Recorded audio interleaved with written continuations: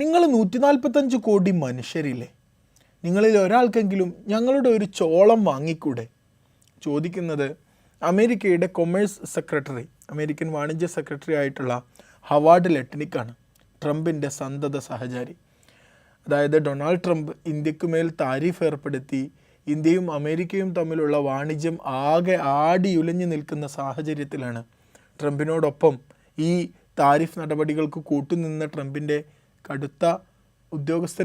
കടുത്ത തീരുമാനങ്ങളെടുക്കുന്ന ഉദ്യോഗസ്ഥന്മാരിൽ ഒരാളായ ഹവാർഡ് ലെറ്റ്നിക്ക് ചോദിക്കുന്നത്. അദ്ദേഹത്തിൻ്റെ ചോദ്യം ഇങ്ങനെയാണ്: the relationship is one way, they sell to us and take advantage of us. America എന്ന മാർക്കറ്റിൻ്റെ ലാഭം അത് ഇന്ത്യ കൊയ്തുകൊണ്ടിരിക്കുകയാണ്, എന്നാൽ ഇന്ത്യ എന്ന മാർക്കറ്റിൻ്റെ ലാഭം തങ്ങൾക്ക് കിട്ടുന്നില്ല. India brags that they have 1.4 billion people. Why won't 1.4 billion people buy 1 bushel of US corn? അമേരിക്കയുടെ ചോളം എന്തുകൊണ്ടാണ് 145 കോടി മനുഷ്യന്മാരിൽ ഒരാൾ പോലും വാങ്ങാത്തത് എന്നാണ് അമേരിക്കൻ വാണിജ്യ സെക്രട്ടറിയുടെ ചോദ്യം. ഇന്ത്യയുമായി ഉള്ളത് ഒരു വൺ വേ റിലേഷൻഷിപ്പാണെന്നും ഇത് അമേരിക്കക്ക് നഷ്ടമാണെന്നും അവർ പറഞ്ഞു വെക്കുന്നു. ഇന്ത്യ ചോളം വാങ്ങാത്തതിന് ഒരുപാട് കാരണങ്ങളുണ്ട്. ഒന്നാമതായി ഇന്ത്യയിൽ ചോളം പ്രൊഡ്യൂസ് ചെയ്യുന്നുണ്ട്. ഇന്ത്യക്ക് ആവശ്യമായ അതിലധികം ചോളം ഇന്ത്യ പ്രൊഡ്യൂസ് ചെയ്യുന്നുണ്ട്.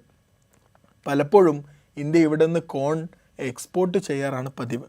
മറ്റൊന്ന്, അമേരിക്കയിൽ നിന്ന് ഇറക്കുമതി ചെയ്യേണ്ട ചോളം അത് GM കോൺ ആണ്, ജനറ്റിക്കലി മോഡിഫൈഡ് ആണ് എന്നൊരു ആരോപണം കൂടിയുണ്ട്. അതുകൊണ്ട് ഇവിടുത്തെ നമ്മുടെ ആഭ്യന്തര ഉൽപ്പാദനം, നമ്മുടെ കർഷകരുടെ സുരക്ഷ, അതുപോലെ തന്നെ ഭക്ഷ്യസുരക്ഷ, ഇതെല്ലാം മുൻനിർത്തിയാണ് ഇന്ത്യ ചോളം ഇറക്കുമതി ചെയ്യാത്തത്. പക്ഷേ ചോളം എന്നത് ഒരു ഉദാഹരണം മാത്രമാണ്.